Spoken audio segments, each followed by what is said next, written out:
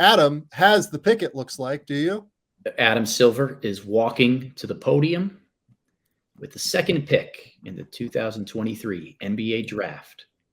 The Charlotte Hornets select Brandon Miller, University of Alabama. So let's talk about this a little bit, because as I talked about earlier, I put Scoot at the mock earlier today. My impression is that this entire situation throughout this process for Charlotte has been open. I do not think that at any point up until this week, they made a real decision. I think that there may have been a slight lean early on with Brandon. I do not think it was as strong as what was portrayed publicly, just straight up. And this was always more of a toss-up, and they decided to go with Brandon Miller.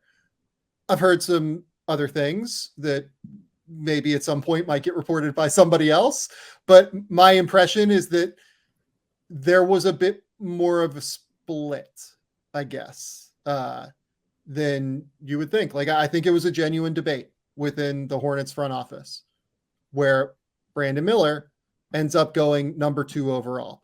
Great player, like really, really great player. Adam, where did you have Brandon Miller on your board to finish?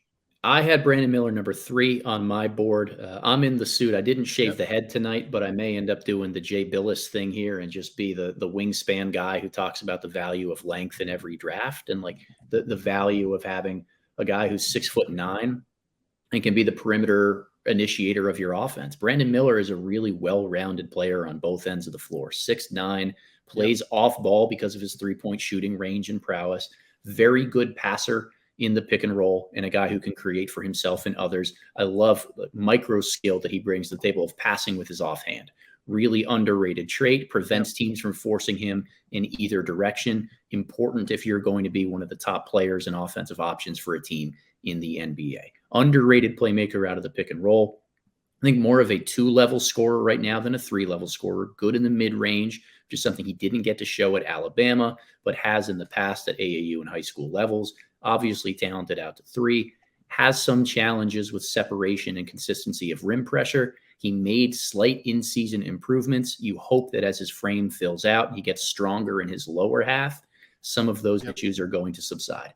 But an active defender who can guard both wing spots, uses his length well, cares about that end of the floor, a very good rebounder. And by all accounts that you and I talked about very early in this draft cycle, a guy early on in the process who established himself as kind of being the guy who wants the ball in clutch situations, that would have the propensity to really go off for Alabama. We saw that last summer at times. We heard that coming out of their camp in the preseason process. He had some really, really strong games for them this season where he could go into takeover mode. So here is where I will maybe I'll just be the bad guy on this. The questions about Brandon Miller are the driving, the footwork sequences, and the shooting, right? Can he consistently knock down shots in a way that is commensurate with, can he consistently drive and knock down shots at the rim in a way that is commensurate with someone like this as a big wing mismatch creator? You look through history in terms of these guys, he has the worst percentage at the rim of all of them. He shot 39.5% or so in half-court settings at the basket this season.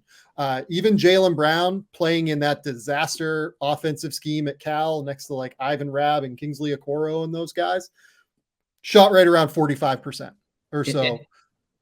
And on that point, Sam, Alabama, the best spaced offense in the country. Modern pro scheme, like really space you out, 5 out. There aren't those built-in excuses that a guy like Jaylen would have had.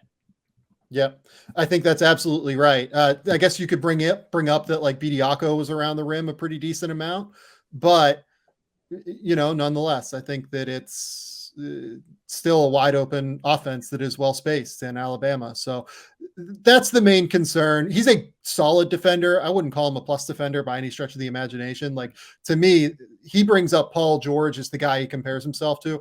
Paul George is a drastically better defender and like a drastically better athlete than he is. To me, he's more Chris Middleton-y in terms of what his upside is long-term. And that's great. Chris Middleton, is a guy that was the number two player on a title team. and is a 4 or 5-time All-Star. And with the Charlotte Hornets, I think Chris Middleton would make a lot of sense, frankly. And with the Charlotte Hornets, Brandon Miller is going to make a lot of sense as their, number 2 option next to LaMelo Ball. I would have taken Scoot Henderson because I'm not 100% convinced that LaMelo Ball is the guy, frankly. I think that you need to take the guy that you think is the best player in terms of being, the leader of your team and having a chance to be the best player on a title team. LaMelo's an all-star. I don't know if he's that. He might be. He might grow into that, but I don't know if he's that yet. And before I know that I have someone that can be that, I am taking the guy that I think has a chance to be that and taking as many times as we can.